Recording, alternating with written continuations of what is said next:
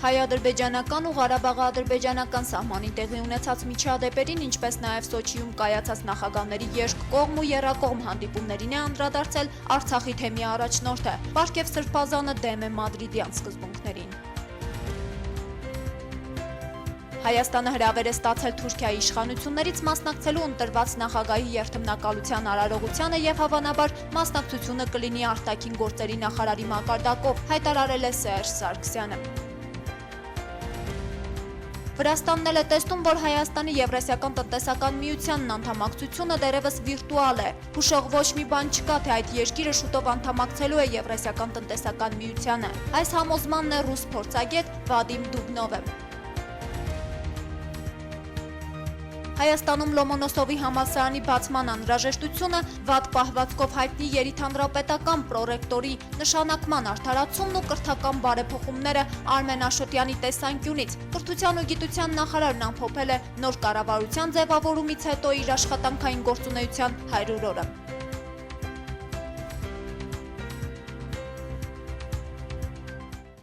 Արցախի թեմի առաջնորդը մի խումբ լրագրողների հետ հանդիպման ժամանակ անդրադարձել է վերջերս հայ-ադրբեջանական ու Ղարաբաղ-ադրբեջանական սահմանին տեղի ունեցած միջադեպերին, ինչպես նաև Սոչիում կայացած նախագահների երկկողմ ու եռակողմ հանդիպումներին։ Մասնավորապես խոսելով մադրիդյան սկզբունքների մասին, Պարքև Սրբազանը նշել է, թե իր վերաբերմունքն այդ հարցում ի սկզբանե բացասական է եղել, բացատրել է, թե ինչու։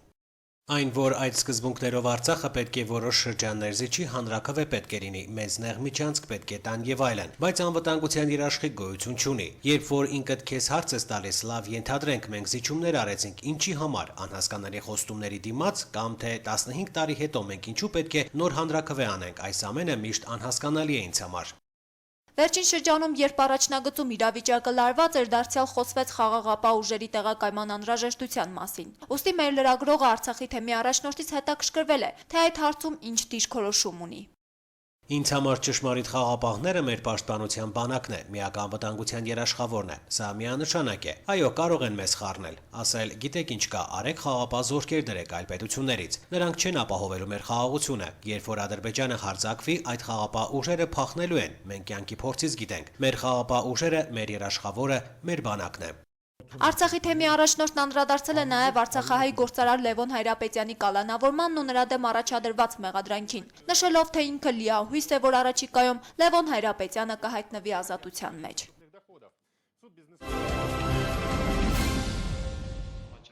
Հայաստանի Հանրապետության մարդու իրավունքների պաշտպան Կարեն Անդրեասյանը նամակ է հղել ՄԱԿ-ի մարդու իրավունքների հարցերով գերագույն հանձնակատար Նավի Փիլեին հետևյալ բովանդակությամբ։ Իմ խորին մտահոգությունն եմ հայտնում Ադրբեջանում գերեվարված Հայաստանի քաղաքացիների նկատմամբ խոշտանգումների եւ սպանությունների, մասնավորապես օգոստոսի 7-ին Ադրբեջանում կերի ընկած եւ մեկ օր անց սպանված քաղաքացի Կարեն Պետրոսյանի դեպքի առթիվ։ Ադրբեջանական կողմը հրապարակավ նվաստացրել ու խոշտանգել է հոգեկան առողջության ակնհայտ խնդիր ունեցող Պետրոսյանին, նրան ներկայացնելով որպես դիվերսանտ։ Դրան հետևեց Ադրբեջանի հայտարարությունն այլ մասին, որ Պետրոսյանը հանկարծամահ է եղել սրտային անբավարարությունից, մինչդեռ ըստ Պետրոսյանի բժշկական քարտի վերջինս եղել է ֆիզիկապես լիովին առողջ։ Կարեն Պետրոսյանի սպանությունից 17 օր անց ադրբեջանական կողմը դիակը դեռ չի հանձնել Հայաստանին։ Ես հիմնավոր կասկածներ եւ մտավախություն ունեմ, որ Պետրոսյանի դիակի հանձնման ցկցկումը խոշտանգման հետքերը թաքցնելու նպատակ է հետապնդում։ Գերուն խոշտանգելը խորապես հակասում է միջազգային մարդասիրական իրավունքով սահմանված նորմերին,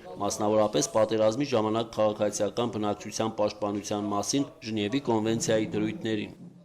Նշվում է օմբուդսմենի նամակի մեջ։ Հիշեցնենք, որ Չինարի գյուղի բնակիչ Կարեն Պետրոսյանը Ադրբեջանում գերության մեջ հայտնվեց օգոստոսի 7-ին, իսկ օգոստոսի 8-ին նա ադրբեջանական գերության մեջ մահացավ իբր սրտային անբավարարությունից։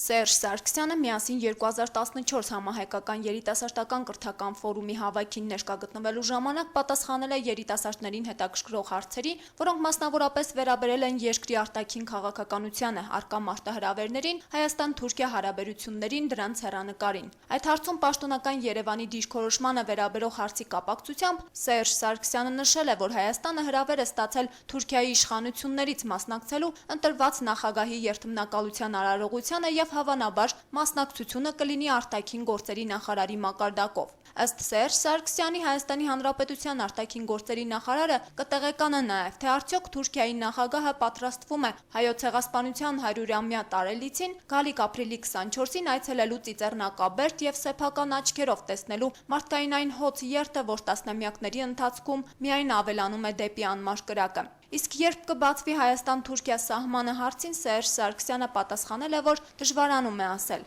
Նա ընդգծել է. Հայաստանի ցանկությունն է, որ այն օր առաջ բացվի։ Հայաստանի ու Վրաստանի վարչապետերի հանդիպումից հետո շատերը քննարկում ու կանխատեսումներ են անում, թե հնարավոր այդ անդամակցությունն ինչ ազդեցություն կունենա հարևան երկու երկրների հարաբերությունների վրա։ Սակայն այստեղ հարկ է ընդգծել ու նշել, որ քաղաքական ոչ մի քայլ չկա, ինչը կխոսի այն մասին, որ Հայաստանը պատրաստվում է անդամակցության գործընթացի։ Գալայի լրագրողի հետ զրույցում նման տեսակետ է հայտնել ռուսաստանյան Նովոստի լրատվական գործակալության վերլուծաբան փորձագետ Վադիմ Դուբնովն, անդրադառնալով Հայաստան-Վրաստան հարաբերություններին ու մեկնաբանելով Վրաստանի վարչապետ Իրակլի Ղարիբաշվիլիի այցը Հայաստան։ Վրաստաններ է տեսնում, որ Հայաստանի Եվրասիական տնտեսական միության անդամակցությունը դերևս վիրտուալ է, հուշող ոչ մի բան չկա, եթե այդ երկիրը շուտով անդամակցելու է Եվրասիական տնտեսական միությանը։ Բոլորն են զբաղված այդ հարցի սառեցմամբ, այդ թվում եւ Հայաստանը։ Եթե ամեն դեպքում այդ անդամակցությունը տեղի ունենա, դերևս պարզ չէ, թե այն ինչ աստիճանի կլինի եւ ինչ ուղղություններ կներառի իր մեջ, այնպես որ դժվար է կռահել, թե ինչ կերպ ու ինչ մակարդակով կլինի այդ ազդեցությունը։ Նշել է Վադիմ Դուբնովը։ Ըստ ռուս փորձագետի տարբեր ինտեգրացիոն ուղիներ ընտրած հարևան երկրների հարաբերություններն ամեն դեպքում վտանգի տակ լինել չեն կարող։ Քանզի բացի այն, որ Հայաստանի անդամակցության գործընթացն է սառեցված, նաև Վրաստան-Եվրամիություն մտերմությունը դժվար թե շատ խորը կլինի։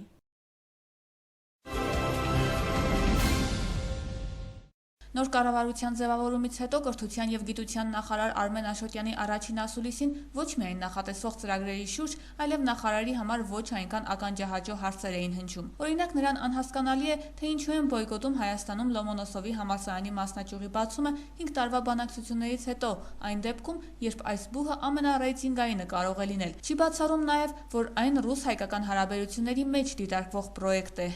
Երբ որ Հայաստանում բացվում էր պետության աջակցությամբ, շահագրգռվածությամբ, մասնակցությամբ ամերիկյան համալսարանի անգլալեզու բակալավրիատը 4 տարով, 3 ֆակուլտետներով մի հատ այդ իմաստով ծպտուն, բացասական իմաստով չեղավ, ոչ ոք չգրեց, այս ինչ եք անում։ Դպրոցներում մանկավարժների աշխատավարձերը բարձրացել են, բայց ոչ խոստացված 11%-ով, ինչպես նշել էին համապատասխան նախարարությունները։ Իսկ Սերժ Սարգսյանը պետական սեկտորի աշխատակիցների աշխատավարձերի 40-ից 80%-ի մասին էր խոսում, այն համարելով միջոց կൂട്ടակային կենսաթոշակների պարտադիր վճարների հետևանքները չզգալու։ Ի վերջո, որքան է բարձրանում մանկավարժի աշխատավարձը։ Մի մասի մոտ փաստացի բարձրանալու է, մի մասի մոտ չի բարձրանալու։ Ինչու՞։ Հետևյալ պատճառաբանությամբ։ Հայաստանում կա 25,000 ուսուցչական հաստիկ, որ ֆինանսվում է պետության կողմից։ Այդքանի կարիք ունի մեր դպրոցը, եթե հաշվում եք աշակերտ թվով արաբերակցության։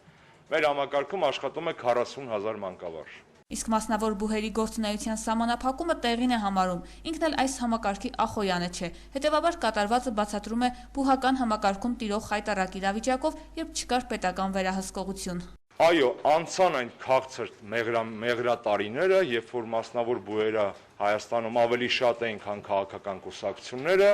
եւ այդ բուհերով սովորելու, ավարտելու, ընդունվելու համար դուք ինձանից շատ լավ գիտեք, ինչպես էր պետք անել։ Հիմա արդեն մրցակցություն կլինի։ Նախարարի տրամադրությունը փոխվում է, երբ հարցը հնչում լրագրողների նկատմամբ իր վատ պահվածքով հայտնի երիտասարդ հանրապետական Սևակ Խաչատրյանի Հայաստանի պետական տնտեսագիտական համալսարանի պրոռեկտոր նշանակվելու մասին։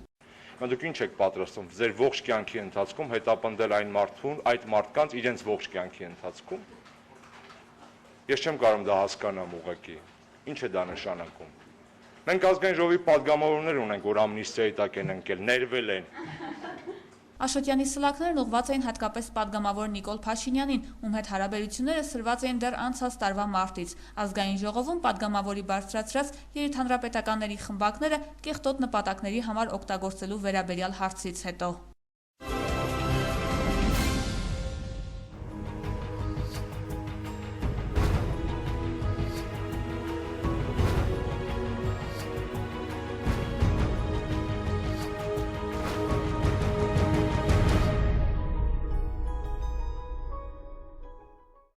Հակամարտության կտրուկ սրումից հետո հարաբերական հանգստություն է հաստատվել Լեռնային Ղարաբաղում եւ Հայաստանի ու Ադրբեջանի սահմանին Ռուսաստանի նախագահ Վլադիմիր Պուտինի խաղաղարար նախաձեռնության արդյունքում, գրում է Ռեգնում գործակալությունը, սակայն հայտնի քաղաքագետ Սաբինա Ֆրեյզերը կարծում է, որ Պուտինն օգտագործել է իրավիճակը որպես միջնորդ հանդես գալու համար իրեն խաղաղարար ներկայացնելու եւ Կովկասում դաշնության դերակատարությունն ակտիվացնելու համար։ Ֆրեյզերը իր հոդվածում պնդում է, որ Վլադիմիր Պուտինի միջնորդական ջանքերը միայն ցուցադրական բնույթ են կրում, քանի որ Մոսկվան դժվար թե իսկապես ցանկանում է լուծել հակամարտությունը, որը սպառնալիք է հանդիսանում նավթի, գազի եւ արևմուտքի մնացած շահերի առաջընթացի համար։ Ռեգնումի քաղաքական վերլուծաբան Կայ Բորիսովը գրում է, որ դժվար է չհամաձայնել, որ Լեռնային Ղարաբաղի հակամարտությունն իսկապես պոտենցիալ մեծ սպառնալիք է Անդրկովկասի տնտեսության, նաև տարածաշրջանի էներգետիկ ոլորտի համար։ Սակայն նաև ավելացնում է, որ Վլադիմիր Պուտինի Սոչիի նախաձեռնության նպատակն է եղել այդ փուլում ստատուս քվոյի վերականգնումը, որը հուլիսի վերջին օգոստոսի սկզբին ակտիվ կերպով փորձել է խաթարել հակամարտող կողմերից մեկը,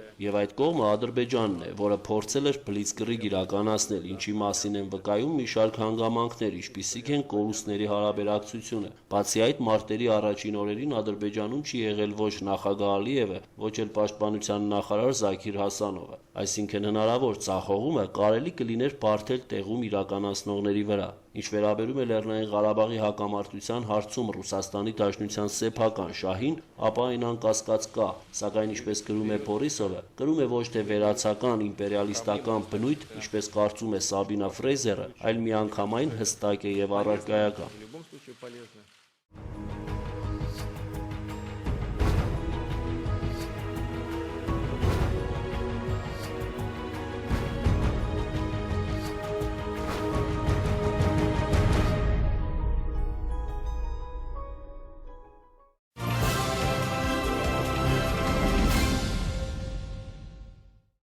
Նախորդին Ուկրաինայի տարբեր քաղաքներում նշել են անկախության օրը, տոնական միջոցառումներ են անցկացվել Կիևում, Օդեսայում, Լվովում, Ժիտոմիրում եւ տասնյակ այլ քաղաքներում։ Օդեսայի կենտրոնում հազարավոր մարդիկ կենդանի շղթա են կազմել Յուկայի հուշարձանից մինչեւ Ծովային նավահանգիստ։ Դնեպրոպետրովսկում ավելի քան 5000 մարդ парքի երթ է անցկացրել կենտրոնական շրջաններում։ Ինչպես հաղորդում են ուկրաինական լրատվամիջոցները, միջոցառումների մասնակիցները մեկ րոպե լռությամբ հարգել են Մայդանի իրադարձությունների, Դոնբասի եւ մյուս շրջաններում հանուն Ուկրաինայի անկախության եւ ինքնիշխանության զոհվածների հիշատակը։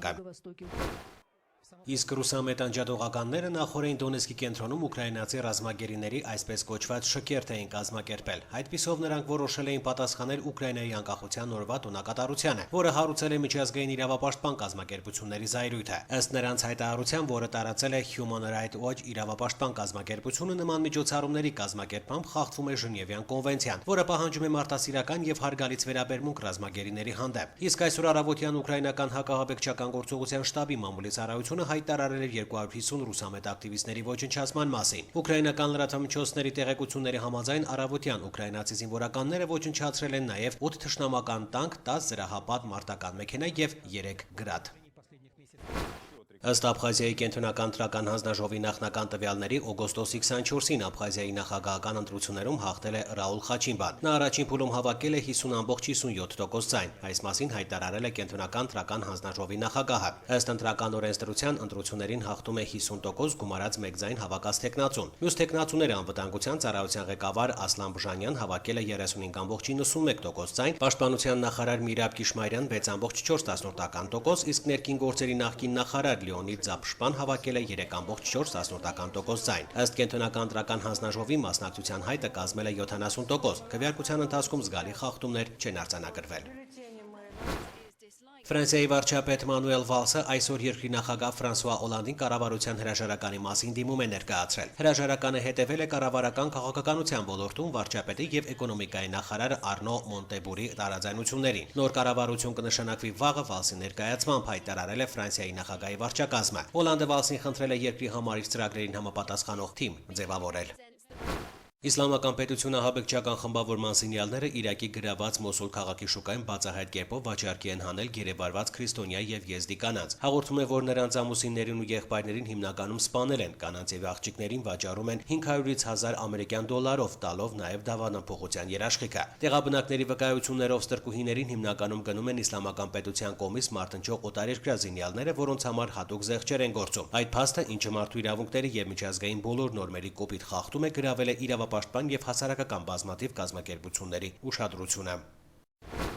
Ամերիկայի Միացյալ Նահանգների պետքարտուղար Ար Ջոն Քերին հաստատել է ամերիկացի լրագրող Պիտեր Թեո Կերչիսին ազատ արձակելու փաստը։ Նա հայտնաբերվել է Գոլանի բարձունքներում ՄԱԿ-ի ներկայացուցիչների միջնորդությամբ հանձնվել ամերիկյան կողմին եւ ենթարկվել բուժզնման։ Ըստ ամերիկյան լրատվամիջոցների, շուտով լրագրողը կարող է վերադառնալ տուն։ Հիշեցնենք, լրագրողը գերեվարվել էր թուրք-սիրիական սահմանի 2 տարի առաջ։ Ըստ պետքարտուղարի, նրա ազատ արձակումը տեղի ունեցել երկարատև բանակցություններից հետո։ Տեղեկացնենք, որ նախորդին Նյու Հեմփշիր քաղաքում տեղի ունեցել նաեւ անցնող շաբաթ ահաբեկիչների կողմից մահապատժի ենթարկված լրագրող Ջեյմս Ֆոուլի հիշատակի արարողությունը։ Լիբիայի ափերին նավի խորտակման հետևանքով ավելի քան 250 ներգաղթյալ է զոհվել։ Հիշեցնենք, ինքնաշեն փայտե նավակը խորտակվել էր օգոստոսի 22-ին։ Ափից մի քանի կիլոմետր հեռավորության վրա հայտնաբերվել էին նավի մնացորդները։ Փրկարարներին հաջողվել է 16 մարդ փրկել, նաև 15 մարմին են գտել։ Ավելի վաղ հաղորդվում է, որ անհետ կորած է համարվում 170 ապօրինի ներգաղթյալ։ Շուրջ 9 տասնյակից ավելի մարդ է տեղափոխվել Կալիֆոռնիայի բժշկական հաստատություններ Սան Ֆրանցիսկոյի մոտակայքում տեղ ունեցած երկրաշարժից հետո։ Այս մասին հաղորդում են տեղի լրատվական գործակալությունները։ 6 բալ ուժգնությամբ երկրաշարժի էպիկենտրոնը գտնվել է Նապա քաղաքից 9 կիլոմետր հարավ-արևմուտք։ Մասնագետները նշում են, որ վերջին 25 տարում այս երկրաշարժը ամենահզորն է եղել եւ կրկնվելու հավանականությունը մեծ է։ 1989 թվականին այս նահանգում արձանագրվել էր 6.9 բալ ուժգնությամբ երկրաշարժ։ Հնդկաստանի Մադհյա Պրադեշ նահանգի հինդուիստական սրբավայրի մոտ տեղ ունեցած հրմշտոցից կան զոհեր եւ վիրավորներ։ Ըստ ոստիկանության տեղեկությունների, հրմշտոցը սկսվել է այսօր առավոտյան ժամը 5-ին Չիտրակուտ տաճարների թաղամասում, որտեղ այդ պահին հավաքվել էին մի քանի հազար ուխտավորներ։ Չիտրակուտում են գտնվում Հնդկաստանի հինդուիստական կարևորագույն սրբավայրերը եւ խոշոր կրոնական միջոցառումների օրերին այնտեղ հավաքվում են հավատացյալների մեծ ամբոխ։ Հիշեցնենք, որ անցյալ տարվա հոկտեմբերին նույն նահանգի մեկ այլ սրբավայրի մոտ տեղ ունեցած հրմշտոցի հետևանքով զոհվել էր 115 մարդ։ Jump off the bridge. The authorities have denied that security